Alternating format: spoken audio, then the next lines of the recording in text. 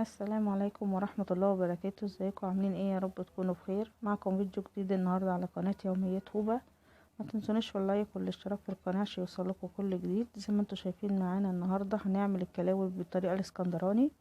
ده معانا فص كلاوي بلدي، معانا هنا هو كام فص توم وقرنين فلفل حامي ونص ليمونة. زي ما انتوا شايفين دي بتاخد سوا شوية عن الكبدة، بتبقى قاسية شوية هي والقلوب. جبنا طاسة حطينا فيها شوية زيت، هننزل عليها بالثوم. وتاني حاجة الكلاوي دي فيها نسبة دهون، عاوزة تشيليها براحتك، عاوزة تخليها كده كده بتسيح وبتدي طعم للكلاوي. هننزل بالثوم زي ما انتوا شايفين. الثوم ما تخلوش يتحمر ولا يتحرق، اول ما تحطيه تشم ريحته تنزلي بالكلاوي على طول. ولازم الكلاوي دي اول ما تحطيها تاخد صدمة، وبعد كده تروحي جايه موطيه عليها عشان خاطر لو سبتيها هيغير لونها، بس من جوه هتبقى نيه. فلازم اول ما تحطيها تقلبيها تقلبتين، تاخد صدمه وتقفل المسام بتاعها، وبعد كده توطي النار وتسيبيها تستوي براحتها. او زي ما انتوا شايفين حطيناها نقلبوها تقلبتين كده،